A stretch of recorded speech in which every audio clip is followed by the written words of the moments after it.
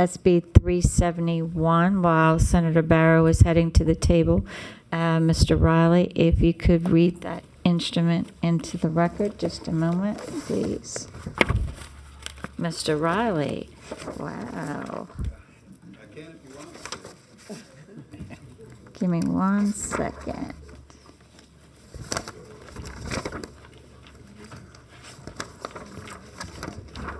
Thank you. Yep, sir.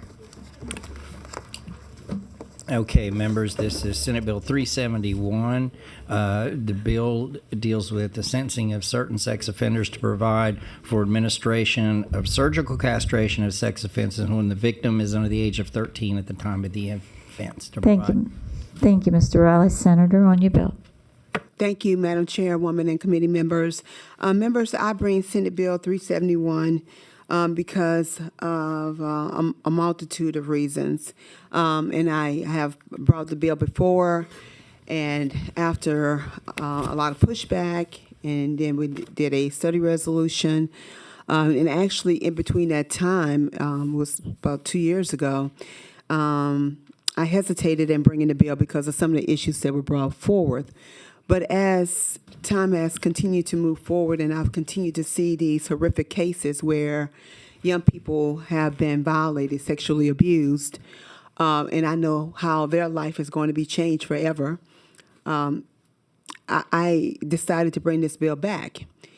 And even in talking with some of my colleagues, especially my male African-American colleagues, and they share with me their concern as it relates to how this is equated to slavery, which caused me to pause again, because certainly I understand the pain of that and did not want to induce further pain.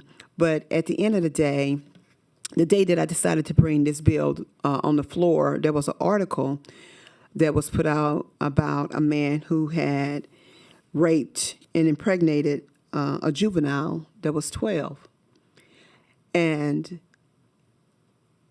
we have a responsibility and a duty as it relates to the most vulnerable among us. And some of the things that I have learned, some of the things I have experienced, some of the things I have seen that I wish I had never seen, especially as it relates to children, has made me very passionate about this issue. And at the same time, I want to be fair. I want to make sure that people are not wrongly convicted. I want to make sure that individuals are not penalized who did not commit a crime. But at the same time, I want to make sure that our kids are safe. And I'm going to tell you, I don't feel that our kids are safe. Many of our children are in situations that are very harmful and very bad. And sometimes they don't have a place to go. And so I decided to bring this bill, and then there's been something else that's been stated to me that if we get it out of here, between here and the floor, I'm committed to working on an amendment that would address individuals who may be, I'm torn between the age of 18 and 19, who may assume or may even been misled that the person that they are dating or courting or mistakenly think that they may be a 2-year difference, and it may be more than 2 years, and they find out, and then it could be, they can be convicted of rape, but they didn't know, and they may have been lied to, that this would not apply to them. And I'm not quite sure what that language will look like, but I'm willing to work on an amendment to address that for younger individuals who just, sometimes young people make bad decisions. But with that said, I'm willing to take any questions. Thank you, Senator. We have a couple. Rep. Knox. Thank you, Madam Chair. Thank you, Senator Barrow, for being here. I've been struggling with this bill, to be quite honest, for a number of reasons, and for the one in particular that you mentioned as you referenced slavery, when they would do this type of act, not even for someone who is guilty of anything as it relates to your bill. And at the same time, I have no pity for any man who has done the things that you're trying to prevent from happening. So on that aspect, I can be all for this bill. I'm happy to hear that you're open to making some amendments. But I wanna say this as it relates to what you raised about slavery and why you decided to bring the bill anyway. My understanding and appreciation that there's a bill that passed out of the Senate as it relates to gassing for execution. And my understanding and appreciation is that there's a group of Jewish people who are now lobbying to eliminate that as an option for the historical reasons. Justifiably so, and I understand and I appreciate that it made its way out the Senate. I just wish that that same kind of historical consideration would have been given to this bill as it relates to African American, particularly men who had to undergo this barbaric type of treatment who were not guilty of anything. So that's the issue and concern that I personally have as it relates to this bill, is the consideration or the lack thereof, but it was given to another group of people as it relates to execution. Again, with that said, I have no pity at all for a man who has violated a child in the vile way as described in this bill and otherwise. But I do want to make that known to you, my personal concerns and how this bill is moving through. Thank you, Rep. Knox. Chair Bacala. Do I get to reply Oh, or no? you do, Senator. If you And want. tell me, because I don't understand the clock. So Oh. I see that I have 40 seconds, or now 39. So it's 3 minutes. 3 minutes does include the question and the the reply. answer, Senator. And I know y'all don't have many of those rules on the other side, but y'all have a lot less members, and probably a lot less bills. But yeah, I'll yield my time to you, Senator. I don't know, Madam Secretary, can we reset the clock? And I'll yield my time to you, Senator, if you want to go ahead and respond. I just want to make sure that I have time to respond adequately to his concerns, because that is one of the reasons why I toyed with it. So I didn't bring it last year. And I had a study resolution in the interim. But a lot has happened. And let me tell you, I'm not going to say difference. The one thing that is more impactful for me is the impact that this leaves on a child forever. Their life is changed forever. I don't care what amount of counseling they receive. I don't care what other interventions may have. There are certain triggers that they will have in their life till they die. And it's all because someone inflicted them that shouldn't have. And because of that, some of the things that we see today in terms of how people try to cope with those traumatic experiences are leading to some of the social ills that we have. And as I listen during our resolution, oftentimes people who are, not all the time, but oftentimes people who are, they continue to be repeat offenders. And so because of that reason, it is what has led me to bring this piece of legislation. And again, I struggle, I prayed, I asked God, because I don't want to do anything that's going to inflict and change someone else's life forever negatively without taking everything into consideration. But at the end of the day, I'm going to tell you, I love our kids and I care about our kids. And I know for a fact with certain things I've heard recently, our kids are not okay. And that's why I brought the bill. Thank you, Senator, and that's why I yielded my time to you. Thank you. Thank you. Rep. Walters with a question. Thank you, Chair. Senator, can women be castrated as well? Yes. Okay, thank you. Thank you. Okay. We do have Chair Bacala. Thank you, Madam Chair. Thank you for bringing the bill. This is about pedophilia. And I think what you want to do going to the floor is make sure that we don't expand it beyond pedophilia, correct? Correct. And I think that something worth noting, and you talked about repeat offenders. Pedophiles are going to be pedophiles till the day they die. Right. I think that's proven. I think it's a sexual attraction that they have that doesn't change as time goes by. Because of that, I think your bill is it puts your bill in context, I think, when you recognize, and you said repeat offenders, but the repeat offenders is because their sexual attraction does not change. So they either become celibate or they seek out another child to molest. Would you agree? Well, I could tell you some of the stories that I heard during our hearing that was very alarming about a particular case and situation that they knew. And this guy actually got out, and everybody was very fearful trying to find him because his situation was extreme, one of the worst. Because they knew that the minute, and he had actually drew out how he was going to find his next victim. But I will say that I do, I know of, I only know of one person that has been in this situation who have changed their life around and actually speak as publicly speak about this situation. I don't know many, but what I have heard, what I've learned, what I've researched shows that oftentimes once a pedophile, oftentimes they are for the rest of their life unless they become celibate and there's some great change that happened in their life. But probably that percentage is a lot lower than those that actually reoffend. Thank you, Madam Chair. Appropriate time. If it hasn't been done, move favorable. Thank you, Chair Bakala. See no questions on the board for the senator. We have one green card in support from Mr. Chris Alexander. He noted he wanted to speak in support, but I do not see him present, so I'll go ahead and place that green card in the record. We have a few red cards in opposition wishing to speak. Britt Gandolfi. I do not see Miss Gandolfi in the room. We will go ahead and place her red card in opposition in the record. We have Bruce Riley from Vote. If you would come to the table, Mr. Riley. We have Morgan Lamondre. I do not see Morgan Lamondre. We did. Okay, Morgan Lamondre, if you want to come to the table as well.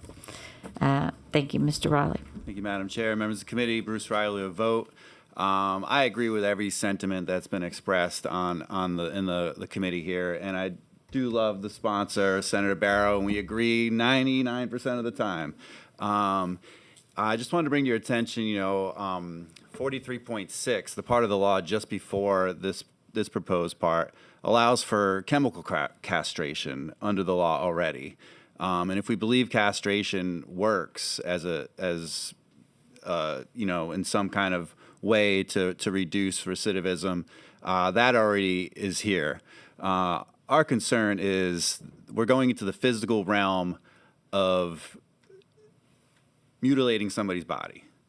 And it's a slippery slope about what is cruel and unusual punishment. Now, I have lived with people who've done these acts, and I can tell you that it does challenge your own spiritual relationship about how you feel about this world.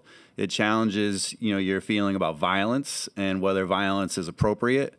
And I've seen people get stabbed up. I saw one person get killed for having done a crime such as what we're talking about.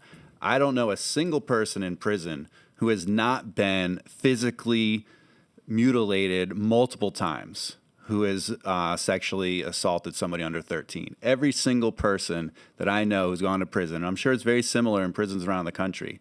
Now, I'm not saying that is somehow in place of this bill. I'm not saying that I even condone that type of act, but it does sound, though, that the committee maybe has a feeling that we should be physically punishing people.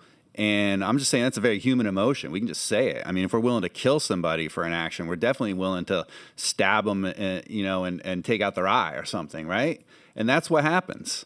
So I'm just saying, don't think that folks are going in there and not getting repercussions in various forms for what they've done for those who make it out. It does clearly seem to be a deep sickness. It does come clearly from sometimes a cycle of what was done to them. And this is the thing that we really need to address, I think, on the front end with people that we know are doing these activities, and work with people who are victimized, that hopefully that they won't then repeat what was done to them because something has been done terribly to them. So, I encourage to end this issue society-wide, but going into the realm of physically castrating somebody, as I've said before, I think in this committee, what is next? Chopping off hands of people who steal. And as we know, in some societies at certain points of time, that was totally normal. And we have decided that would be cruel and unusual punishment today. Thank you. Rep. Knox. Thank you, Madam Chair. Real quick, you raised a point about chemical castration. I asked someone earlier, I thought we had this on the book already, but this bill is going to actually doing it surgically. And I'm perplexed and confused as to why that is, and I can address it to the author, because that brings me some concern. What is, and maybe you can answer it, is one more effective or less effective, the surgical versus the chemical, to your understanding? You know, in trying to research on this bill, I was not able to find, or what I was able to find in terms of like evidence of, let's say, deterring or eliminating that feeling, is there's no conclusive proof that castration actually eliminates that problem in someone's mind. It's not necessarily physical.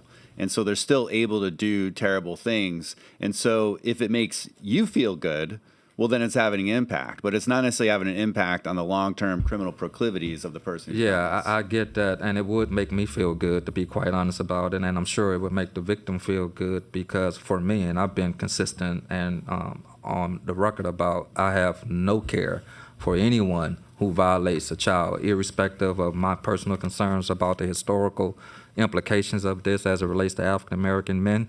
I have no qualms about anything that will have a lasting impact on someone who has violated an innocent child, particularly a young innocent child.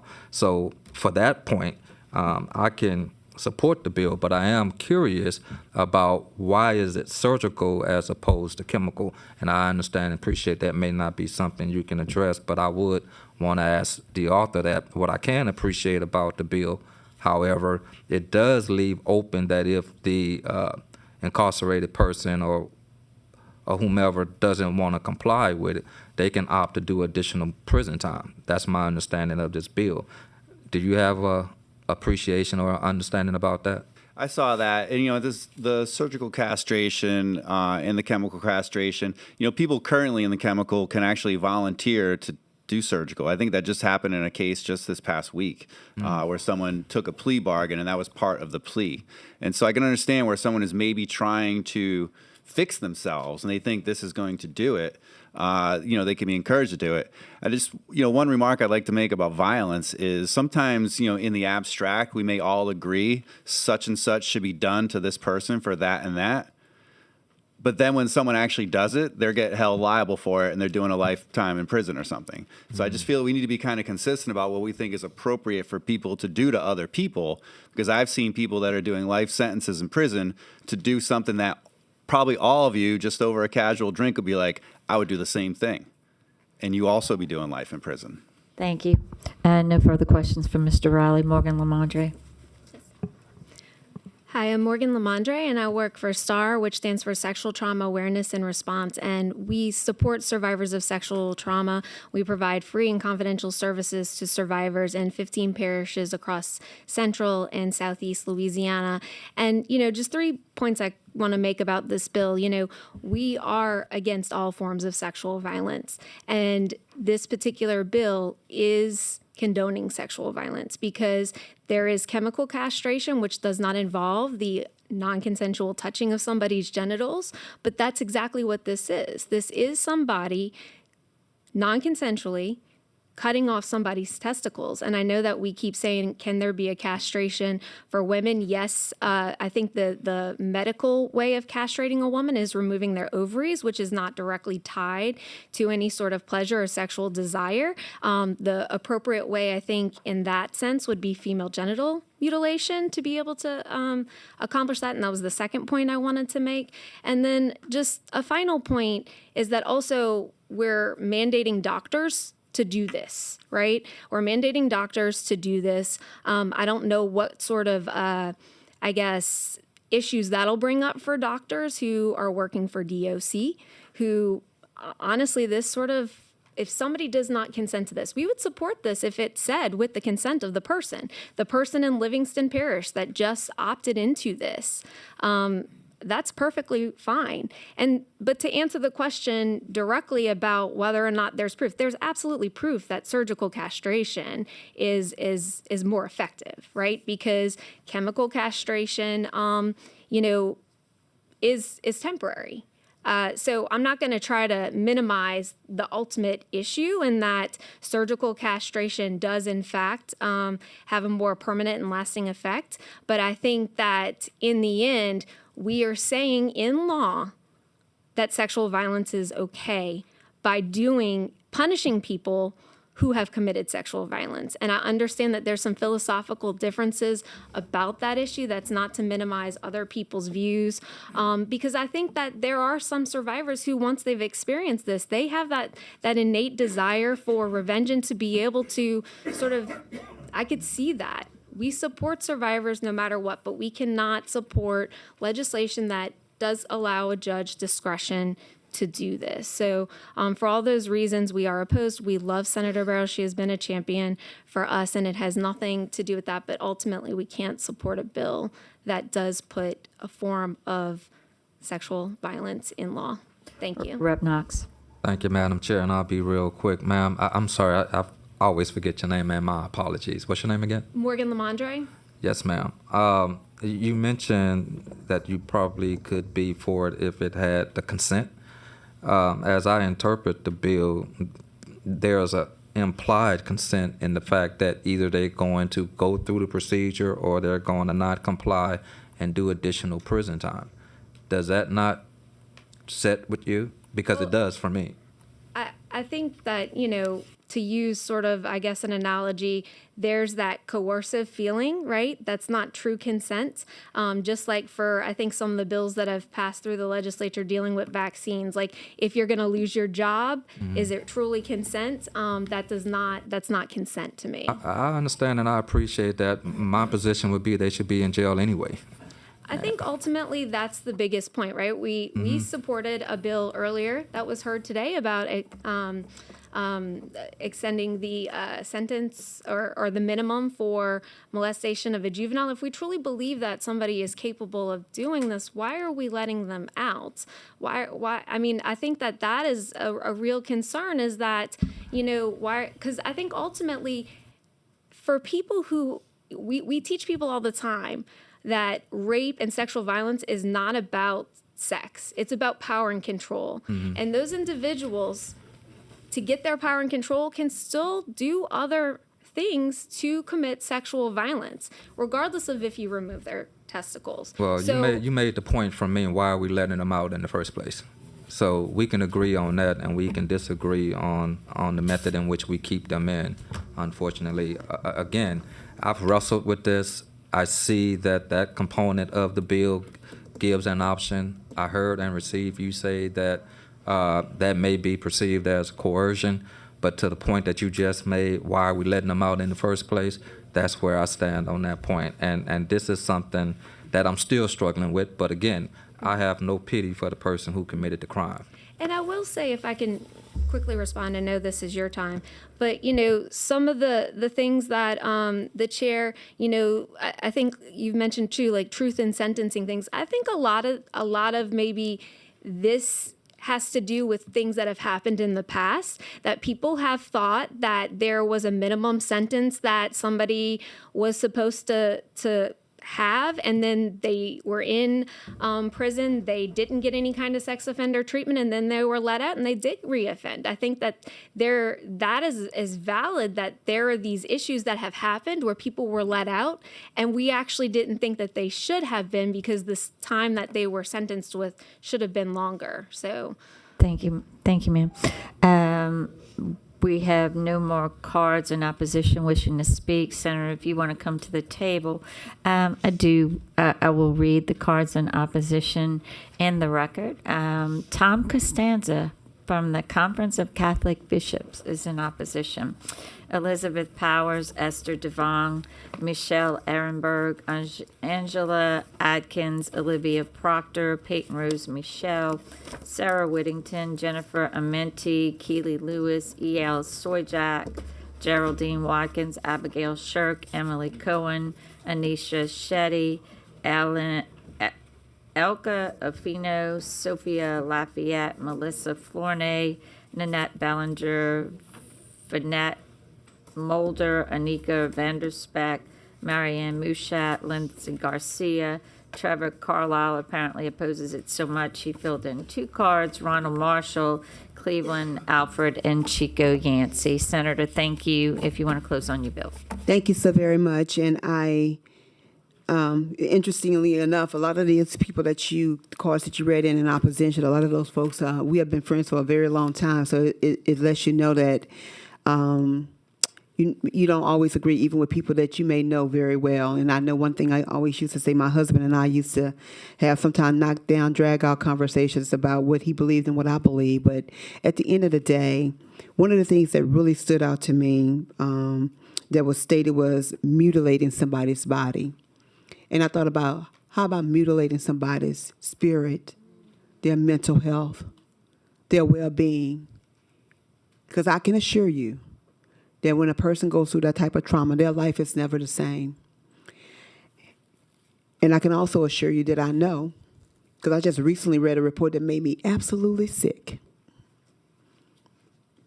Children that in our custody, in our care, at a facility where they were molested by women.